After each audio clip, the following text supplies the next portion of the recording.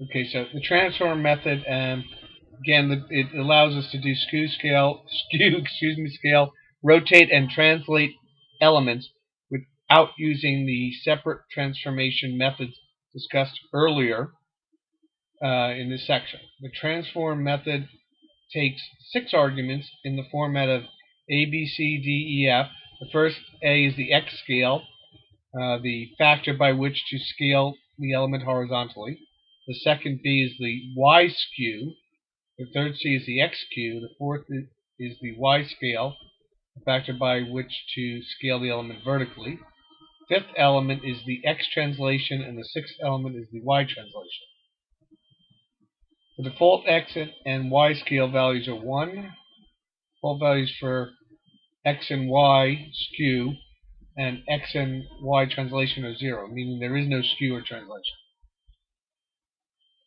Okay. Figure 14.16 uses the method to skew, scale, translate the two rectangles. We also declare variable rectangle width and assign it to 120 and rectangle height to 60.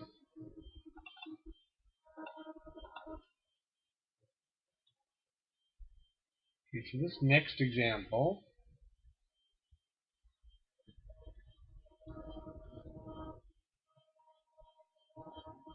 okay, it's actually going to create 2 canvases, and it's setting up a bunch of variables here for the skew and scale and rect. And the main function we're using is transform, which takes all those values, and then the fill style is red, and then we fill the rect from those coordinates there.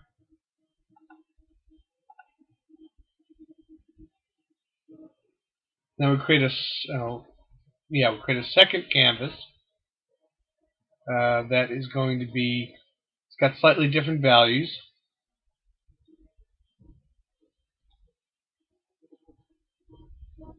And it's going to have a different skew.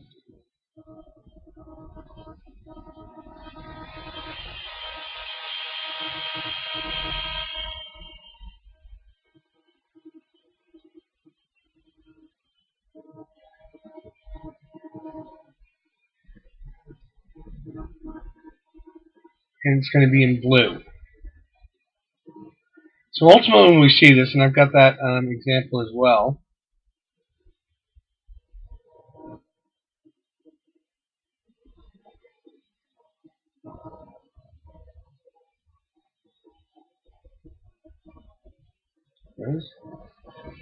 so we can see that it's a rectangle and it's got a certain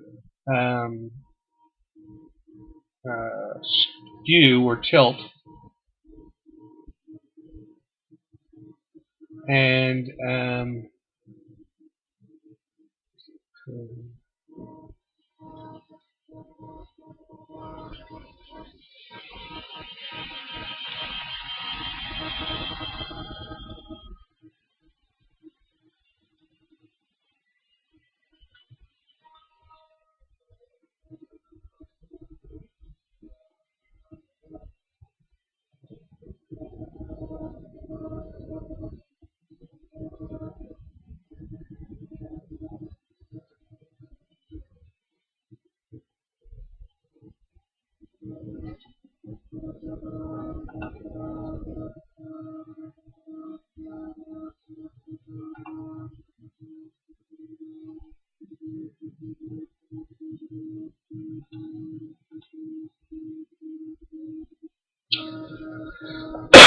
see the first one, the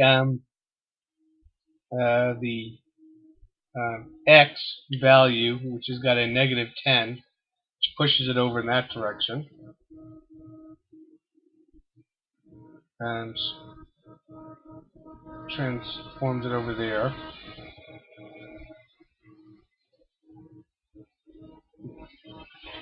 Then the blue one got a trans Y value that's positive. It forces it over towards the right. It's positive. It's going clockwise.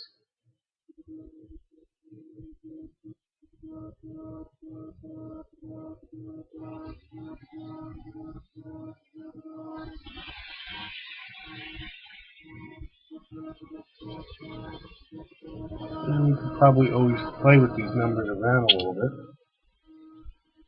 Let's just try and put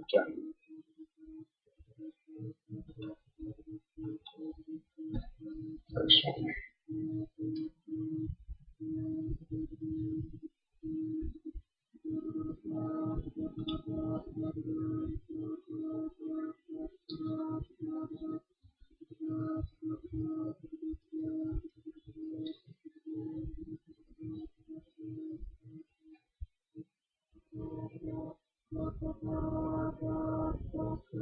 Okay.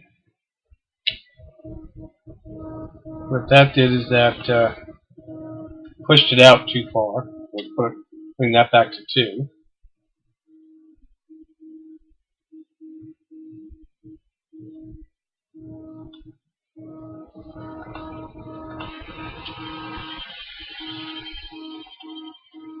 There I changed the scale X, which just pushed it out. Okay, so now we're back to there.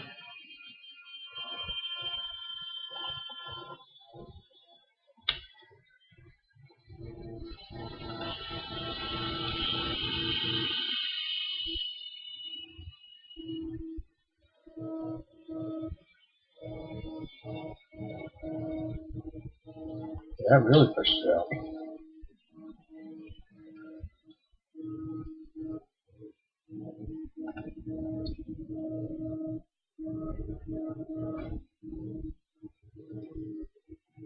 Okay, so that was, in this case, I changed the skew Y to 1. You can see that really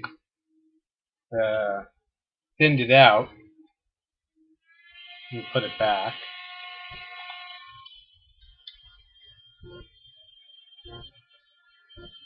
And that's back. So it's got quite an effect.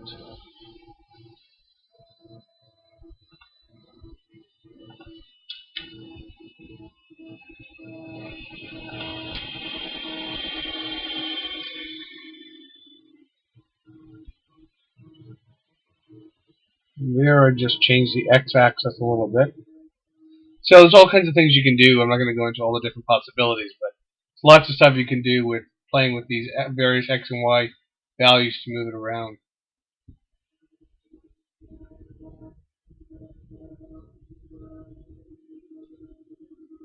Text is the next one we'll look at. In this particular case, we're just going to put some text on a canvas, and we're going to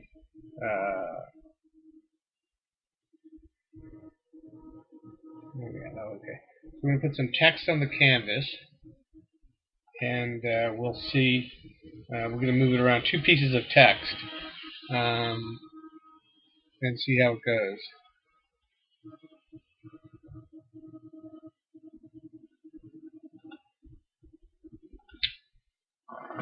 So we're creating our canvas as 230 by 100. Then we're going to get the text in the script right there, the handle to it, and then the context, just like we did in all the examples.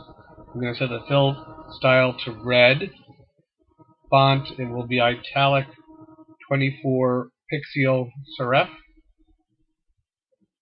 The context text baseline will be top, and then we're going to fill in, do a fill text HTML5 canvas 0, 0. So that's the XY position, so it's going to be the very top.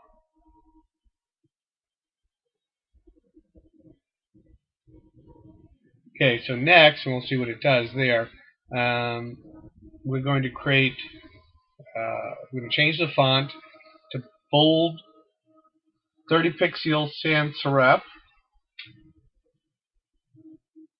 Change the text align to center. Change the line width to change the stroke style to a navy stroke style, and then we are going to issue the stroke text, call the stroke text method with HTML5 canvas again, and this time at an XY coordinate of 115 and 50. Now I've got this example, and I don't know if it's an incompatibility or something, but it doesn't seem to work. So when I do that, the HTML5 canvas is actually written right on top of the first one. I'm not really sure why that doesn't want to work. Maybe if we made it higher, maybe if I gave it a better height. We'll try that, see if that works.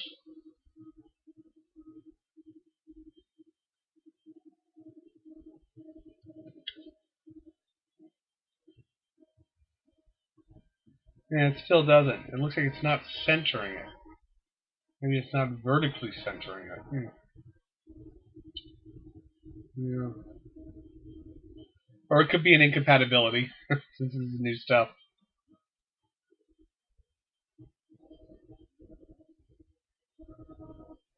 Okay, so we use the text baseline attribute to specify the alignment points of the text. There are 6 different baseline attributes. We'll look at them in a moment. There's also a URL that we can look at for various variations on it in fonts. The ones are top of the EM square, hanging, which would be hanging baseline, middle of the square, alphabetic, ideographic, and bottom.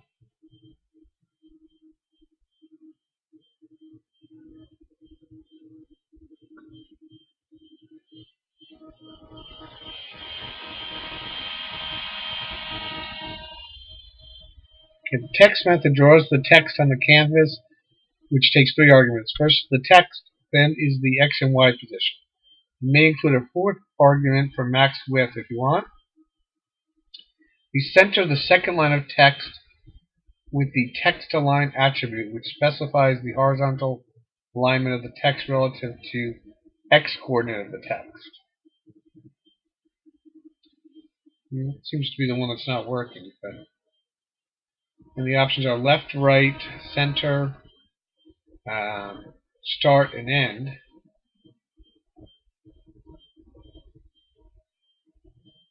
The stroke style allows you to specify the color, and we're using like a navy blue. Finally, we use stroke text to specify the text drawing at its X and Y coordinates. By using stroke text instead of filled text, we draw outlined text instead of filled text. Keep in mind that once the text is on the canvas, it's just bits. It can no longer be manipulated as text.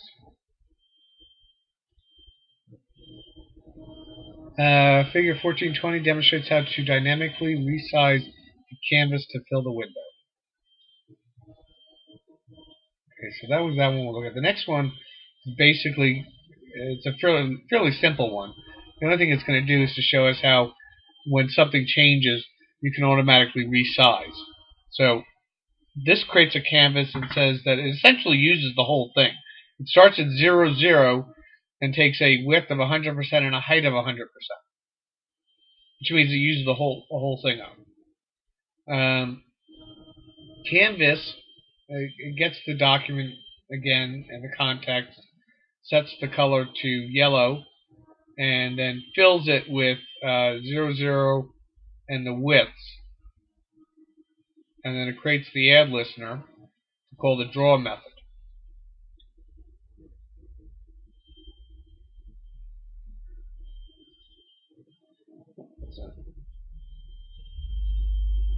Okay, it's kind of hard to see what this thing is doing because it's using 100%. It might be a little easier if we change that to maybe 90% instead.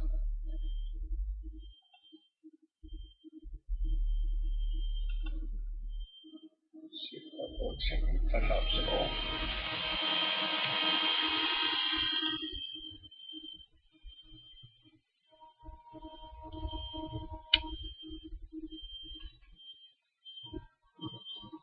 Okay, so you can see that whenever we change this thing, it automatically resizes, right? Um, if we didn't have that resize method in there, it wouldn't resize it. So I start here.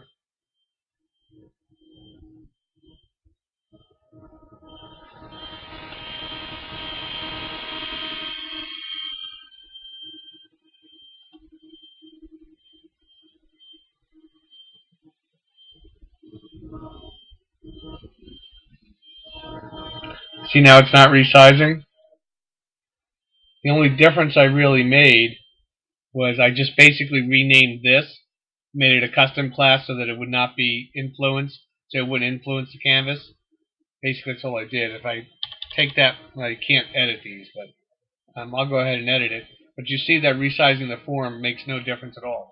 Sometimes that's the behavior you want. Sometimes when you resize the form, you actually want it to change in proportion to the size of the window.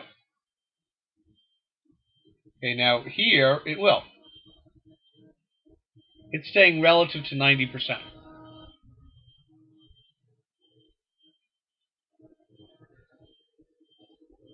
Okay, so it's a little better to do that than 100% because then you can't really understand it at all.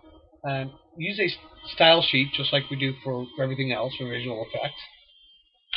You set the width and height at 100% rather than using fixed coordinates. That means it's always going to be 100%. And probably normally you would want to do that if you're trying to fill a particular color. This places the canvas in the top left screen and allows canvas width and height to be resized to 100% of the window. Do not include a border on the canvas. We use JavaScript to draw the canvas when the application is rendered. Fill rect just draws the color in the canvas for the two XY points. Of course, the first two were 0, 0, which means at the very top left. And then the second one was whatever the width and height of the canvas itself was.